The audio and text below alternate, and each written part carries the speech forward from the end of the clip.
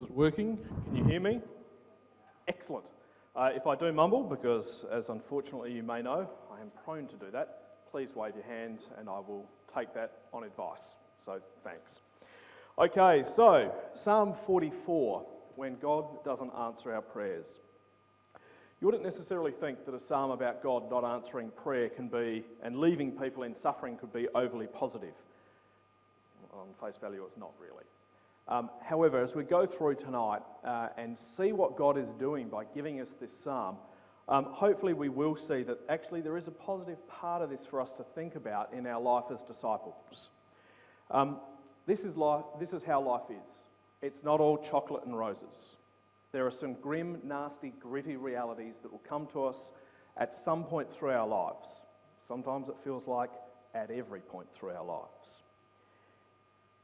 What's, I reckon, fantastic about Psalm 44 is we see people absolutely under the gun of pressure in their lives. I mean, their lives have absolutely gone to custard. And Psalm 44 captures the prayer that they give communally to God and shows us a model of how people can talk to God and how God as a father accepts and expects us to talk to him when we're under pressure. And frankly, it's the kind of raw honesty which is really quite refreshing and encouraging, because the bewilderment and the concern that these people express clearly then is what actually God expects us to express to him when trials come. God expects this level of honesty and accepts it as well. So I think a fantastic piece in Psalm 44, just demonstrating that God understands what it means when he gives us the calling as disciples. Now, the Psalms itself is a collection of works, right? It's a collection that was accumulated over a long period of time, seemingly by different people, and we can see that pretty easily. For example, Psalm 72, we know pretty much how it concludes. The prayers of David, the son of Jesse, are ended. And then you turn a couple of pages and you've got more Psalms of David that just keep on coming, right? So clearly that might have been the end of one collection of David's Psalms, but more collections followed. And ultimately, everything gets put together. We talk about the 5 books of Psalms, right? Indicates 5 collections. We know there's sub-collections like the Psalms of Ascent and so forth. Well, what does that mean? We know there's other Psalms that didn't actually make it into the 150 we have, right? The Septuagint has got the mysterious Psalm 151, which is not part of the number, but it's there. Sorry, Dead Sea Scrolls, my bad. The transmission of the Psalms is pretty much assured by their popularity. Steve, you've hit the volume. And what we can see is that the Psalms actually were modified fractionally over time to suit the needs of the community. Right? You sort of go, ooh, that challenges my view on inspiration a little bit and transmission. Well, let me give you an example. I'm not threatening inspiration here. In 2 Samuel chapter 22 and in Psalm 18, we have the same psalm being given, once by David, and then in the collection of psalms, but there are differences in the wording and the phrases which are used, even though the headline of the psalm tells us quite clearly this is the same event, the same psalm. All right, so over time what that means is people had these psalms and they were modified and adapted to the needs of the community until finally God gathered them together and said, here it is, here is this collection of collections. So what? What's the relevance of that to Psalm 44?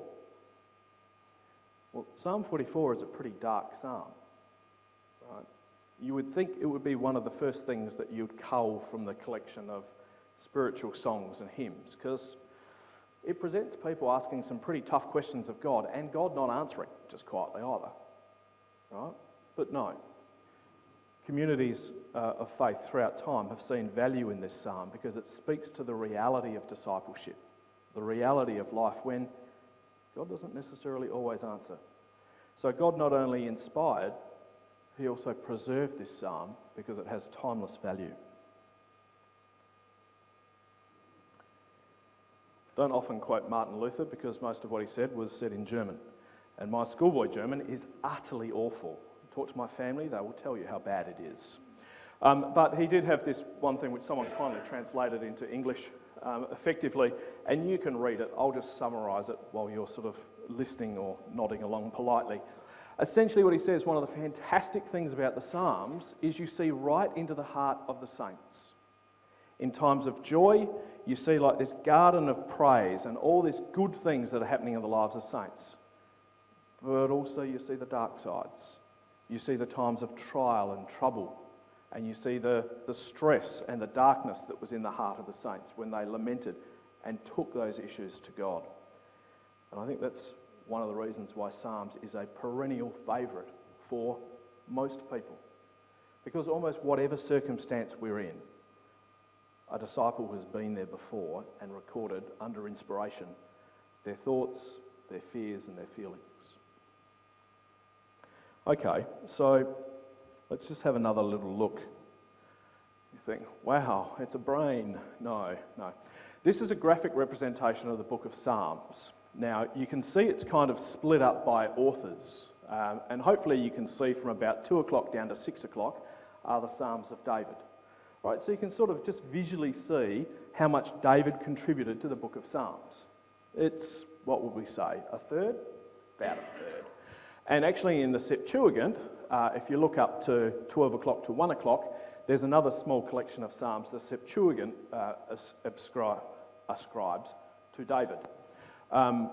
Anonymous, sort of that large chunk in the middle, I don't know if you've met Anonymous, and his cousin Anon have done some fantastic work over time. And again, significant contribution to the Psalms. Now you're wondering what the colours are. The colours are the different types of psalm. Does anyone want to guess what the blue one is? Someone said it. Lament. Now isn't it interesting, and this is why we've got the graphic representation, because when you say they're the lament psalms, they're in blue, what do you immediately notice? There's a lot of them. And look at the man after God's own heart, the man whose thinking was famously in tune with God. He's got the majority of the lament psalms. Well and truly, isn't that interesting? The man after God's own heart not only poured out his mind to God in prayer, he poured out an awful lot of lament. What is the life of the saints about? Well, there's a picture of it. It's not all beer, it's not all roses and chocolates. I was going to say something else, wasn't I? Cut that from the tape, Steve. The red circles there are praise psalms. Okay, so you see that's quite dominant. There's a lot of praise psalms, particularly the Anonymous group. They were big on that. Green is thanksgiving, orange are some of the royal psalms, and yellow are the psalms of wisdom. But when I saw that, I just went, wow, so much. It's striking when you see it visually, isn't it? What does that tell us? Well, I don't like stealing other people's ideas when they put it, I think, better than I could. The predomination of laments at the heart of Israel's prayers means the problems that give rise to lament are not marginal or unusual, but are central to the life of faith. Now, that is self-evident when you look at David's contribution to the Psalms, isn't it? And the experience of anguish and puzzlement in the life of faith is not a sign of deficient faith or something to be outgrown or put behind. It's intrinsic to the very nature of faith. Those psalms of lament from David weren't just concentrated early in his life. They span his whole life of service. It's easy to say though, but when someone's being chased by the demons of their past into questioning the working of God in their life, we can forget that sort of thing pretty quickly. I mean, do we default to this is part of discipleship? Or do we really struggle to think the best of where they're at? Do we give people the benefit of the doubt, or are we a little bit too quick to write them off? Right? That then is the sort of the flip side of this coin. If lament and pain is a natural part of discipleship, if I'm not going through that, I need to think the best of and work with you when you are. Sometimes our faith is heavy and the road is pretty long. and there might not be light at the end of the tunnel for an individual. And that's what these psalms model, particularly Psalm 44. Well, Psalm 44 is what's called a maskil psalm. There's 14 maskil psalms in the collection, and they're now highlighted for you. Maskil psalms, and you can see David wrote a few, the Korahites wrote a number of them as well. If you look at the NET notes, it'll say that the meaning of a maskil is uncertain. It could mean anything from a song to give instruction or a skillfully written song, which seems a bit like, wow, not quite boastful, but not really that useful. However, when we go a little further along through history, in the Dead Sea Scrolls, the community down at the Dead Sea had somebody who was actually called the maskil. That was a title, and they were the instructor within the community. So I suspect, allowing for some drift in the use of language, that a song to give instruction is probably the most reasonable meaning of this. So God has given the lament of Psalm 44 not for historical purpose, certainly not for joy, but because it has an ongoing relevance for our learning. So let's talk a tiny bit about the background to Psalm 44, because in an odd kind of way, it's important. So when we scan through Psalm 44, and we deliberately didn't read it, so apologies, but we will shortly. All of us will read it shortly. Hope that works. When we do the background of Psalm 44, what we realise is it'll talk about the salvation that came in Joshua, the conquest of the land. So we know that it happened after Joshua. That's not too hard to establish. Tick. Great.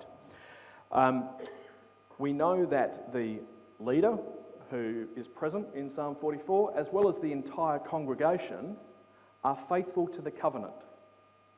That doesn't help us tie down exactly when Psalm 44 happened, but it tells us fairly clearly this is not Ahab and Jezebel leading the congregation, because it ain't them. Okay. What else do we find in terms of background? Unfortunately, negative evidence. There is no mention of the Davidic promises, or the Davidic king, nothing to do with David whatsoever. There's no mention of Jerusalem.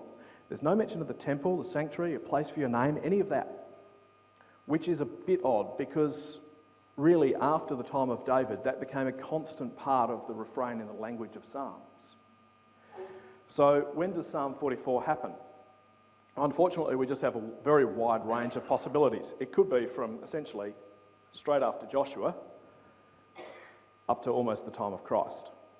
And you'll find various commentators who argue for all sorts of positions right through, including some period of the Maccabees. We don't know. And there's a lot, unfortunately, that makes it even more complex. We know that Samuel, Kings and Chronicles don't give us the complete history. So it could even be an event in David's life that's just not recorded. Okay, so for example, so you don't think I've gone completely crackers, in 2 Samuel 10 and 1 Chronicles 19, we have the record of David's battles in Edom, and they were a stunning success. No problems whatsoever. Smashed the Edomites. They brought in some mercenaries from Aram up north. Joab split the army in two, smashed everybody. Then they went north and knocked out the Syrians as well. Not a worry in the world. You go to Psalm 60. Psalm 60 has got David absolutely wringing his hands at the horrendous defeat they've had because of the war against the Edomites.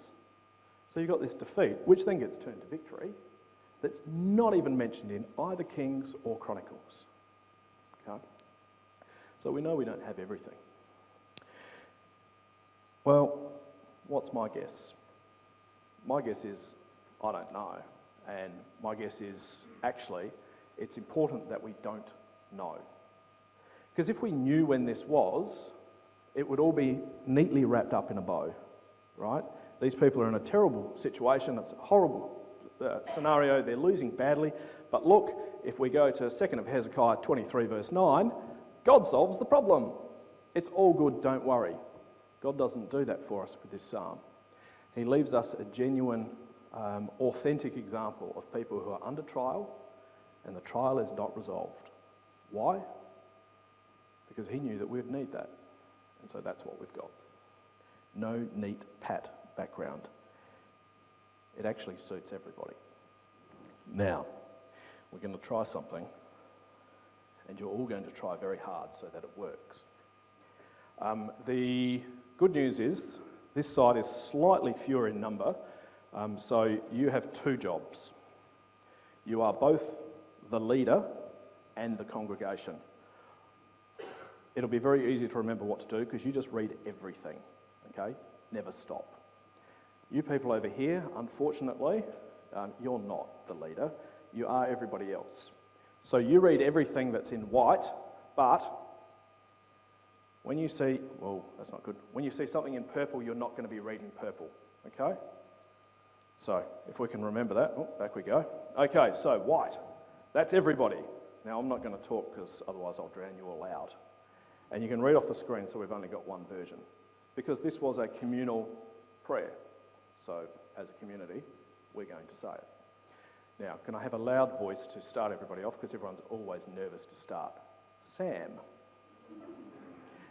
Sam is going to give you the start, and everyone's just going to join enthusiastically in.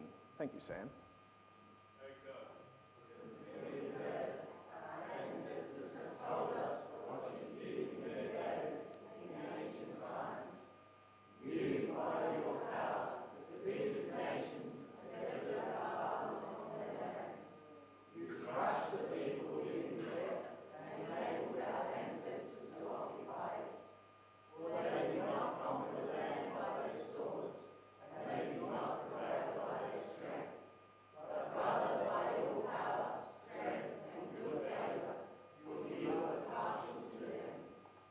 Thank you.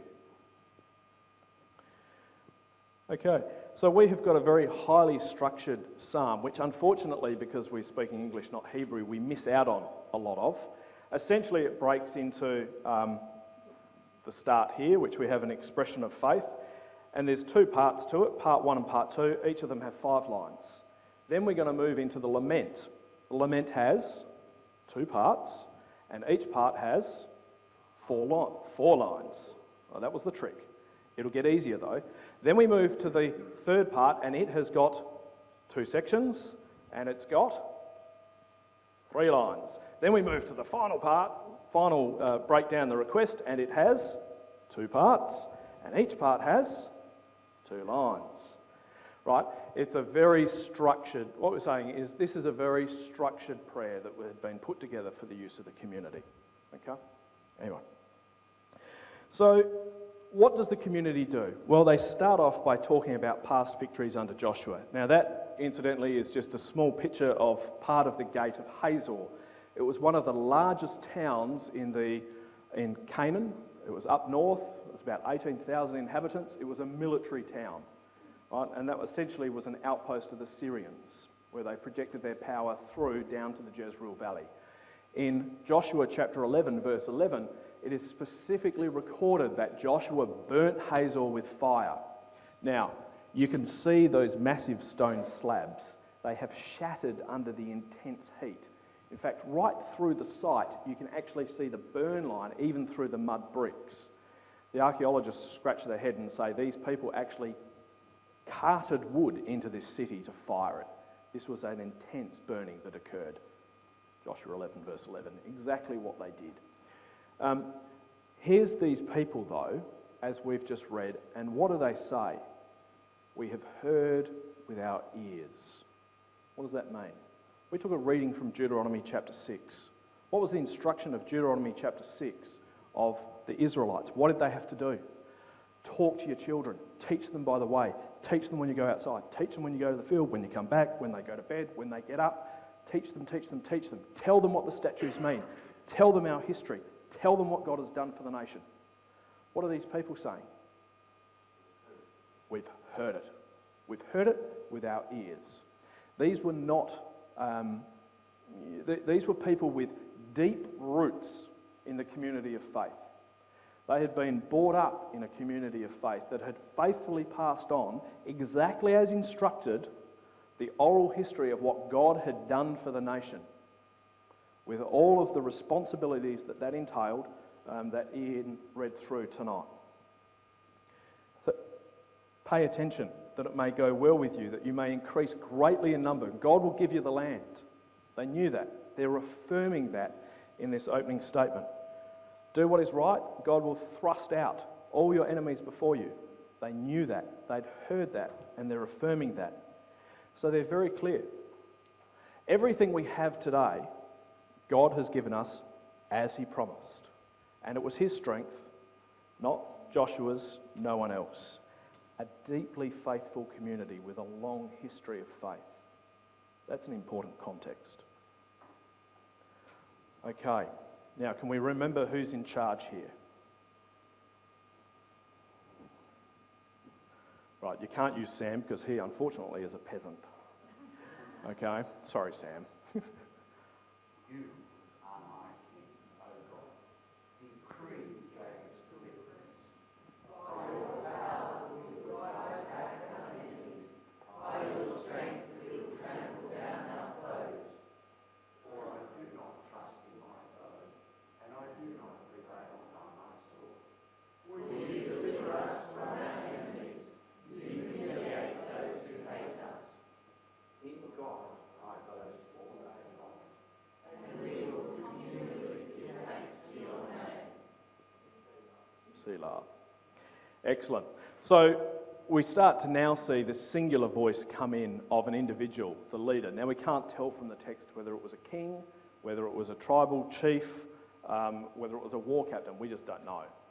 But clearly there is an individual and a communal interchange going on here through this text. Thank you. So what have we got? Well, interestingly, in that first stanza, the first three verses, we were talking about ancient history, but now we're talking about more modern stuff, and the Hebrew actually reflects that with a change in the verb tense. And interesting also, verse 5, the reason why we have a picture of a bull up there. Verse 5, we will drive back or push down our enemies. The Hebrew actually is to gore like an ox, right? That's what the Hebrew actually is. It's to gore like an ox and to then trample down. And that's actually consistent with, again, Deuteronomy chapter 33, verse 16, the blessing on the tribes of Joseph, the half tribe of Ephraim and the half tribe of Manasseh. God said, "A firstborn bull, majesty is his horns are like the horns of a wild ox. With them he gores the people, driving them to the ends of the earth. Such are the myriads of Ephraim, such the thousands of Manasseh." I'm not suggesting this is necessarily something which was constructed by the tribe of Ephraim or Manasseh. Maybe it was, maybe not. However, what it does demonstrate is these people are using language not only of the history of God giving them the land, but also how he would continue to work and bless them, right? And they see themselves in that scripture.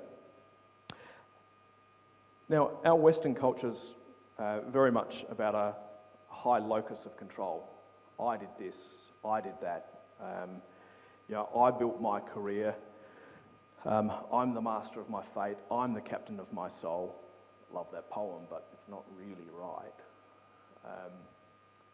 That's not how this community see their history, and it's not how they see their current reality either. Actually, no. God is the one who gives us victory, and he has done so in the past, both distant and recent.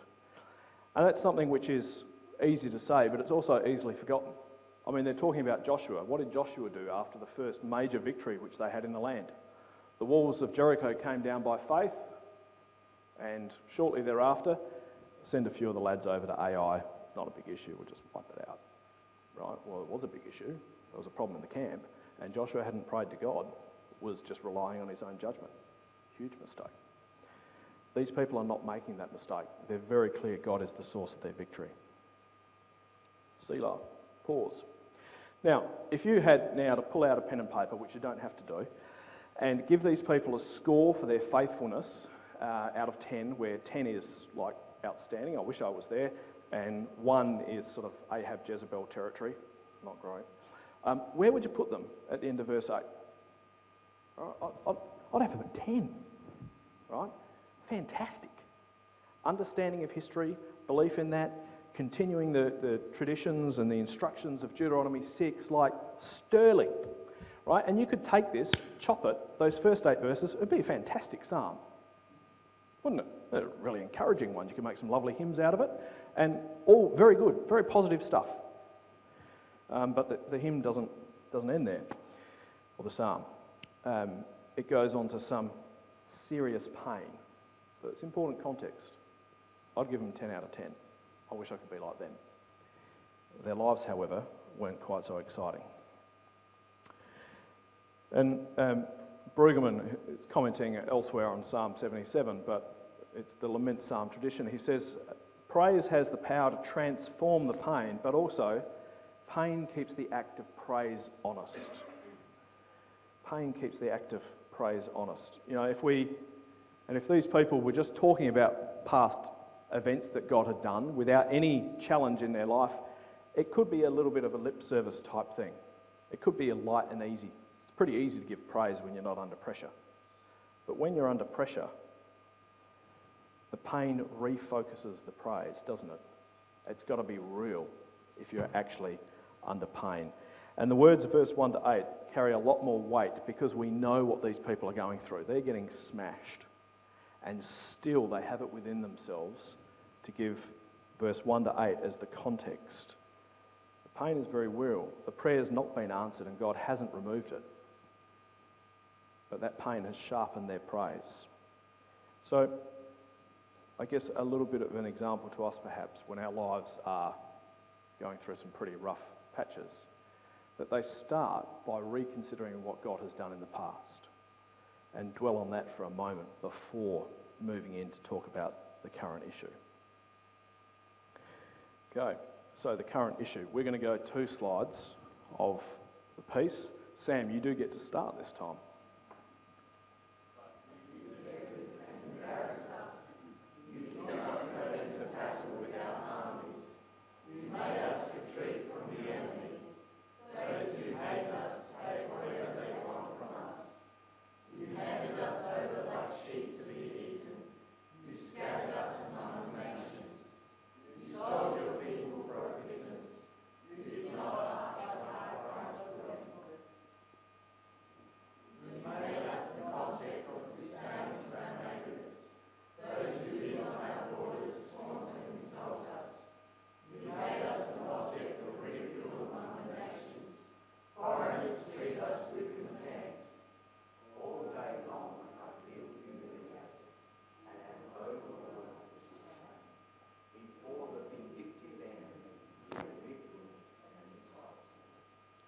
Thank you.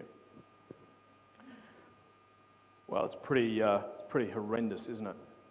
And the leader who previously all the day long boasted in God, now it's just being humbled, being humiliated every single day. How is this possible? You know, sometimes when we ask that question, and I'm going to diverge a fraction a little bit, I think we can give answers that are well-meaning, heartfelt, but actually not really quite on the mark and not really helpful. You know, you see posters, postcards, whatever, messages with things like this. I know the plans I have for you, Jeremiah 29 verse 11, don't worry, it's all good. That's not really the case.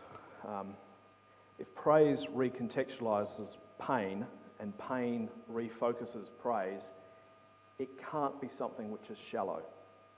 And it's possible for us, and I highlight it because I think it's worth just sort of pausing for 10 seconds to say, when somebody else is in this hole, we have to be really careful how we talk, and you know, sometimes we can just grab bits of scripture and throw them in the hole, not realising they might be bricks headed down for the person's head.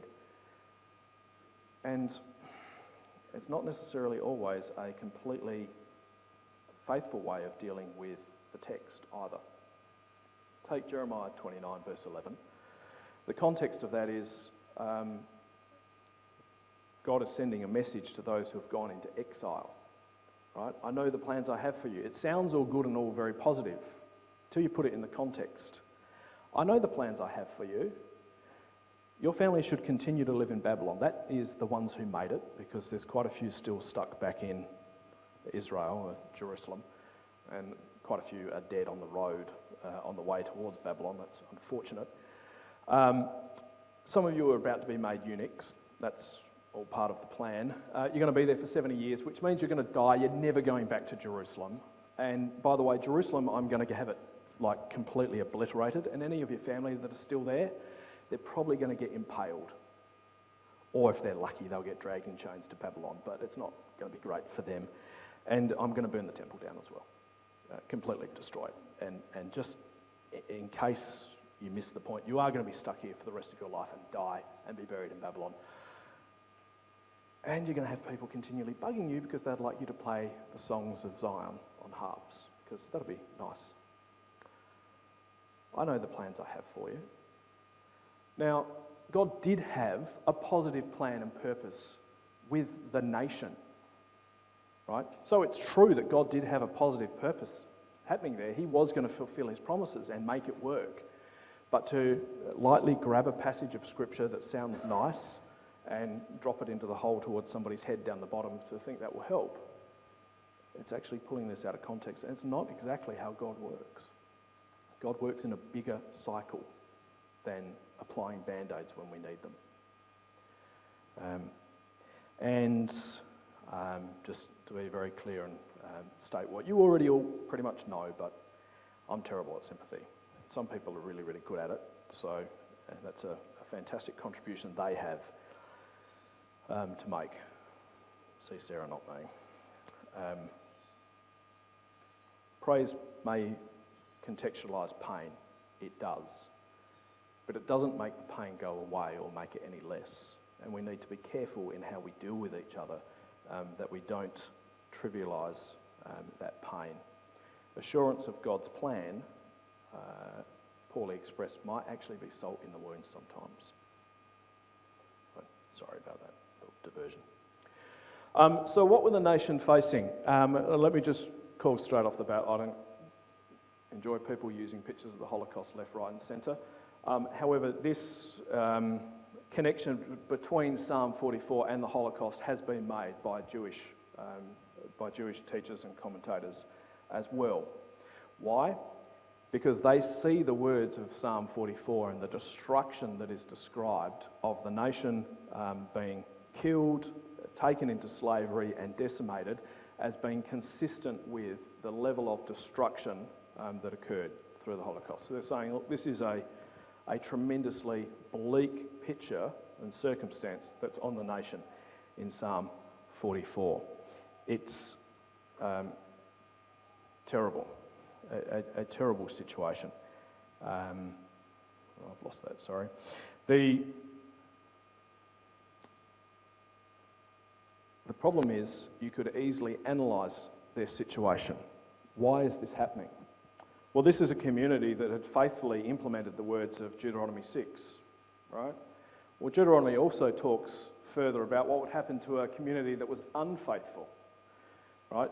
Deuteronomy 28 has all the blessings, all the cursings rather, that would come to the nation if they turned away from God.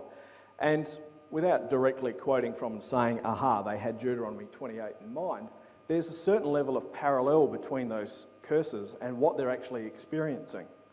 Right? Deuteronomy 28 verse 63, he'll take delight in bringing you to ruin and destruction. They were. Right? He'll cause you to be defeated. He's not going to go in front of your enemies and kick out your enemies. Quite the contrary, you're going to run. You're going to go into captivity. There won't be any buyers for your sons and daughters when they turn up as slaves in the market. That's language out of Deuteronomy 28. And that's the circumstance these people are finding themselves in. And becoming an object of horror, a proverb, a byword among the nations. Again, that's Deuteronomy 28. All right? So this would be a doubly unexpected event, right? So now just wind back into these people's minds for 10 seconds, right? We gave them 10 out of 10 for their faithfulness.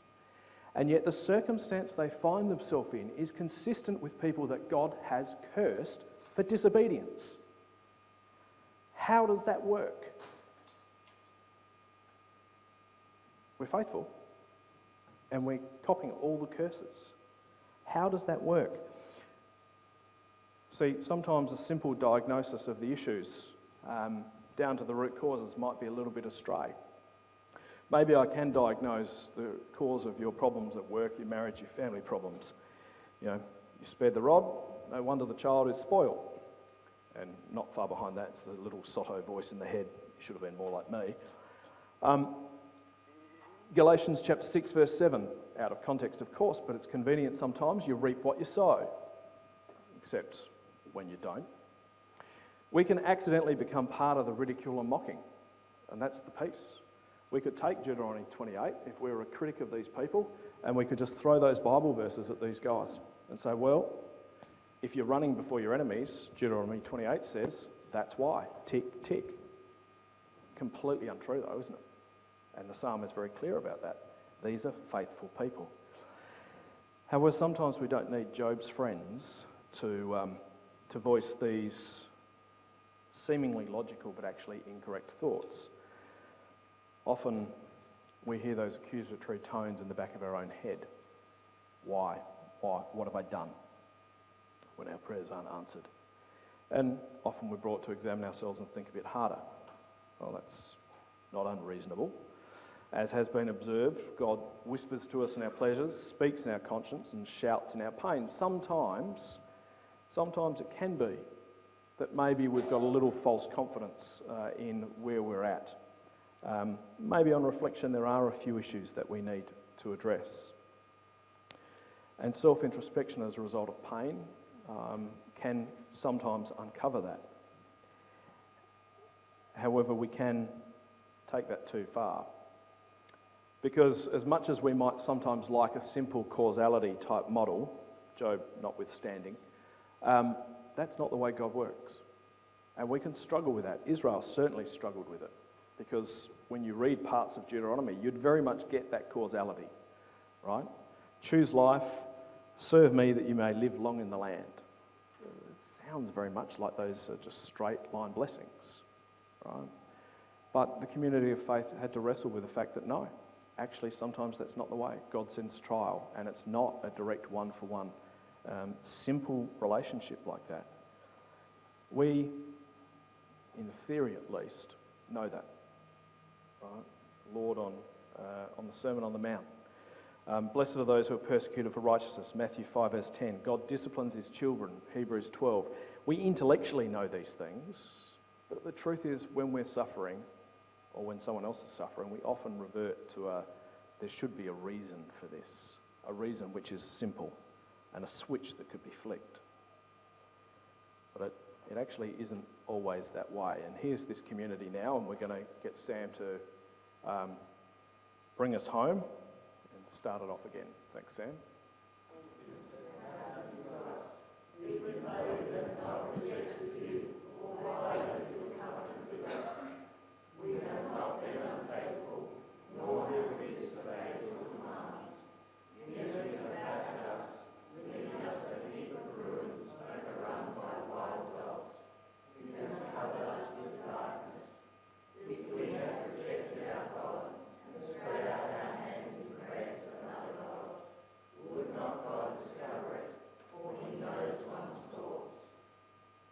Okay, so here it is. Here's their self-examination where they actually invite God to examine them.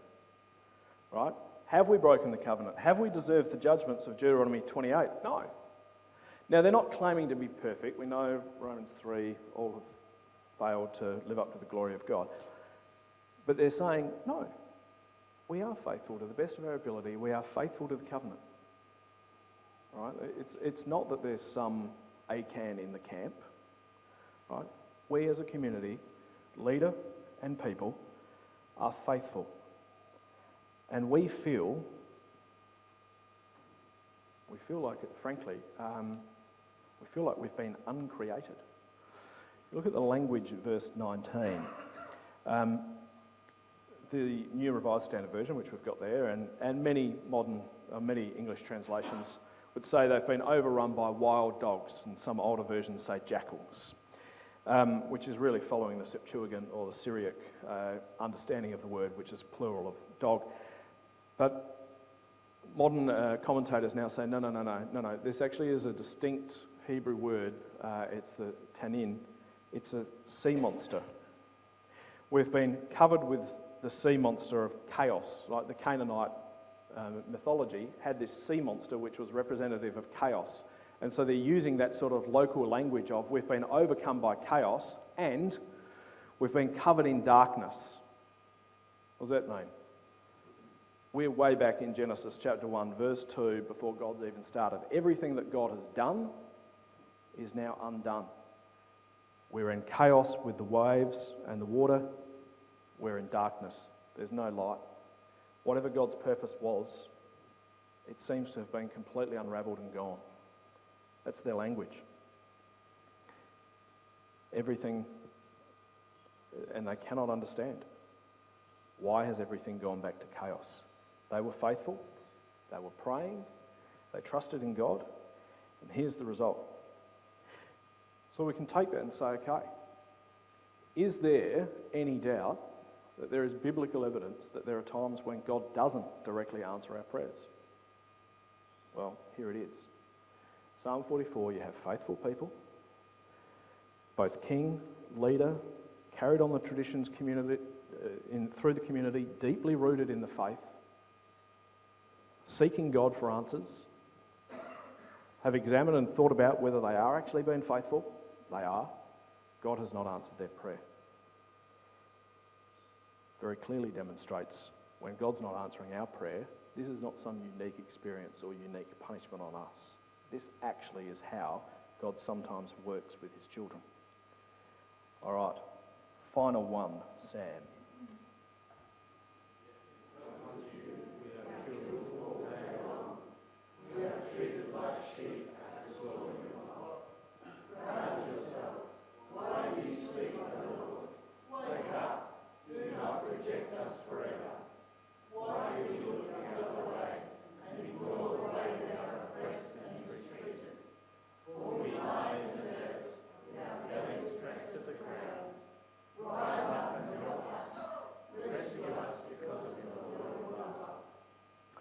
Yes, because of you we are killed. It's not because of our unfaithfulness. There's part of us that wants to prove them guilty sometimes, but they're not. Very clear. It's because of you. And therefore in that we need to recognise that chosen people, to be part of the chosen people of God sometimes means suffering, that we can't necessarily put our finger on the whys and may feel like it's undeserved. It may be undeserved. And it's not a pretty picture, sorry, but it was better than many. There is a tremendous honesty in these words as they appeal to God. The kind of honesty in exchange which, frankly, I'd almost be nervous to say. You know, when I first read through it, I kind of thought a little bit about Elijah on Mount Carmel, taunting the prophets of Baal. Oh, Baal's asleep. Better shout louder and wake him up. Right? And these people are saying, he's got to sleep. You think, oh, wow. Psalm 121 verse 3 says, God doesn't slumber or sleep. He that keeps Israel doesn't slumber or sleep. These people are they're stepping right out on the edge in some ways, aren't they? In terms of expressing their fears to God of, where are you when we need you now? It's a tremendously raw honesty. Is God preserving a prayer that contradicts Psalm 121? No. But what he is doing is he's demonstrating his incredible tolerance as a father to people who are under enormous pressure and suffering, who are calling out for help. And some of the ideas they express, we might think, oh, I wouldn't be comfortable saying that. Well, our Heavenly Father is comfortable hearing it because he not only inspired it, he preserved this. Right? Think about that in terms of the kind of interaction that our God is happy to engage in with us, the kind of dialogue and honesty that he wants to hear from his people. He's not ignorant of the pressure that these people are under. He doesn't rebuke them for this incredibly open and challenging comments. Right? Because of you, we're dying. Your inaction. You have the ability to change this, and you're choosing not to. That's what they're saying. Would you please intervene like you have in the past? We know you can, but you're letting us die. It's kind of a declaration of faith, whilst it's also a pretty serious complaint, isn't it? Now, some people would read this, as some sort of martyr's prayer, and this means that they're seeing this as they're serving God as they die as the suffering servant. I don't think that's true. I don't think that's true at all. That's not the flow of thought in this psalm. Paul actually picks up Psalm 44, verse 22, and gives it a context. If you come across to Romans chapter 8 and verse 35 to 37,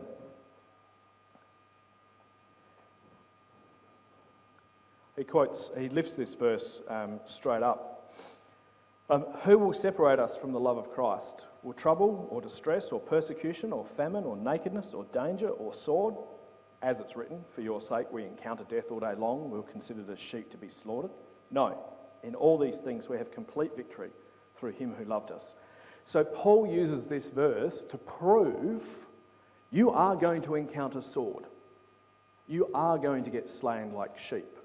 He doesn't use it in the sense of you are suffering servants for Christ, Isaiah 53, etc. No, he just uses it, you will suffer. That's the way that Paul uses it, and that's the context in Psalm 44. Paul is proving that suffering is just part of discipleship. Now, of course, what he's demonstrating is that that suffering doesn't separate us from the love of God. Just, we might be separated from other things. There's no, thinking back to Psalm 44, there's no fantastic moment of redemption. There's no amazing salvation. This is not a psalm like Psalm 73, which is a favourite of mine, where the psalmist is in great distress, a crisis of faith, and then he goes to the temple and suddenly the lights come on and I realise I was a fool and it all turns around. Psalm 44 doesn't do that. Psalm 44 is just left with no conclusion, and because of the lack of context, we can't put a historical conclusion onto it either. It's actually just left hanging. What does that mean? Well, it means in some ways that the answer depends on us as the reader. How are we going to respond to this psalm? Are we going to let the suffering and the apparent silence of God enhance our endurance and character and hope, which is, after all, what we're told was the consequence of suffering in Romans 5? Are we going to be the super conquerors who somehow, because of the love of Christ, overcome despite the pain which we can't explain? Or do we require answers? Because if we want a transactional God that's 1 + 1 = 2, do this and get that. If we want a God that's made in our image, we're not going to get a God that can give us the incredible unrequited love of the gift of his Son. We're going to get a transaction, one which we could never afford to enter into. And Paul's very clear, we get far, far more than that. Far more than that. The unlimited, matchless love of Christ and grace. So we might experience mysterious suffering in the service of the kingdom. And we will. We all do. But when we see examples like Psalm 44, we can see that the patience and the love of God is not some theoretical thing and a working through of just the atonement and the means of our salvation. It's also the kind of relationship and interaction that God is willing to have with us. The prayers he's prepared to not only hear, but treasure and approve for others to share and to use. Right? God gives us the freedom to admit our perplexity, to lament our situation, and acknowledge that we depend on God even when we're not entirely sure where he is in the picture. So as we said, Psalm 44, this is how life is. It's not chocolates, it's not all roses. But God expects the strained, challenged questioning. He's a Father who loves and he knows what we're going through and why. And one of the challenges that comes to us is both personally and in the lives of others to accept that bewilderment and concern, challenge is a valid part of faith. And God is looking for that kind of conversation in a disciple's walk. Hebrews chapter 12 verse 10, just in conclusion, says that God disciplines us for our good in order that we might share in his holiness. And sometimes it might not seem that way, but that's the plan of our Father.